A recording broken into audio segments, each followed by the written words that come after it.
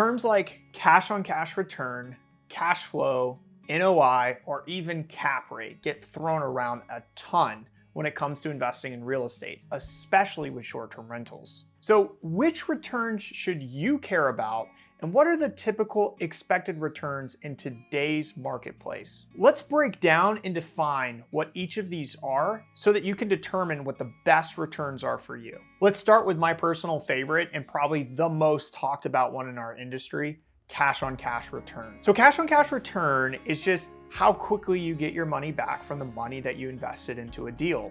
Let's look at an example. Let's say you decide to purchase a $500,000 property. Your startup or upfront initial investment costs may include your down payment, your closing costs, any updates or renovations, and then finally any type of amenities or furnishings you have to add to the property. So let's keep things simple here, and let's say you spend $50K on the down payment, another $10K on the closing costs, and then between amenities and furnishings, design decor, you spend about $40,000. So you're all in at $100K. Now, let's assume that this $500,000 property happens to also gross $100,000 per year in revenue. But after expenses like your mortgage, taxes, insurance, utilities, cleaning fees, wear and tear, and even restocking supplies, you're left with $30,000 in profit. So you spend $100K into an investment and you earn $30,000 per year, you get your money back in 3 years. So that's a great cash on cash return, about 30%.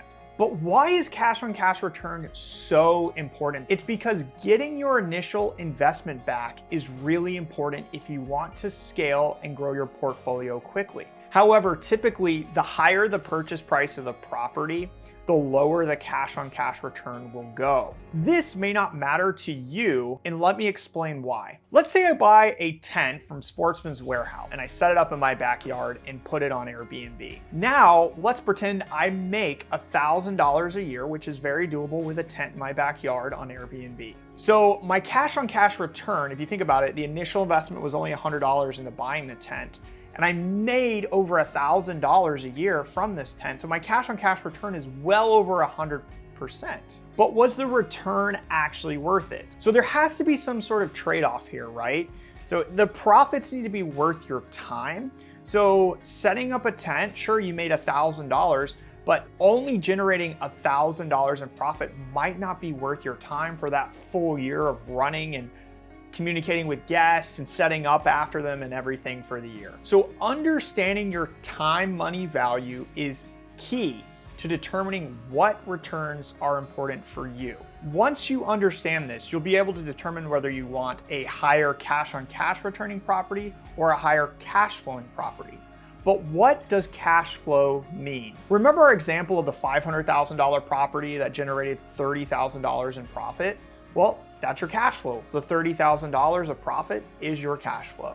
So let's now figure out what works best for you, whether higher cash on cash or higher cash flow. It's really gonna come down to one of these two things. So number one, you have a yearly income goal, whether you're trying to leave your 9-to-5 job, or you're trying to cut back on your work hours, or you just want to have some sort of set number of passive income. And then the second thing is you're trying to scale your portfolio, but you're limited by your budget.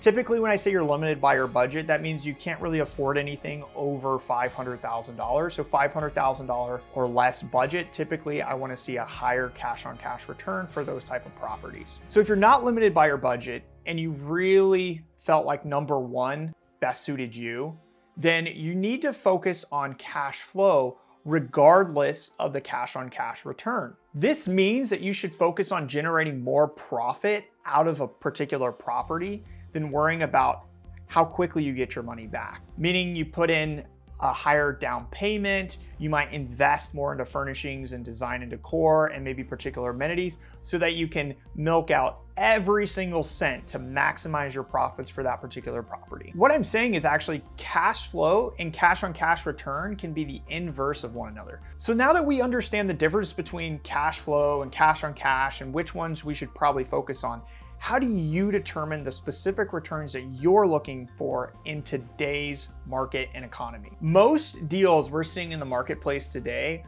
are usually between 15 to 20% gross ROI. That's typically what I'm looking for in a deal.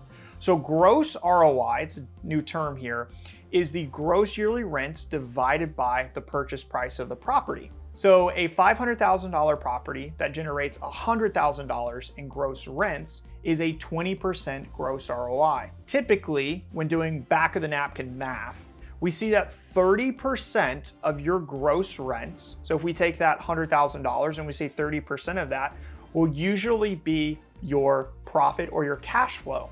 So in the particular example of the $100,000 generating per year property, and we take 30% of that, that would be about $30,000 in cash flow per year. So properties with a purchase price of $500,000 or less, meaning you're going for a higher cash on cash return, that means you also need to be going for a higher gross ROI of between 20 to 25%. That's typically what I'm seeing in the marketplace today.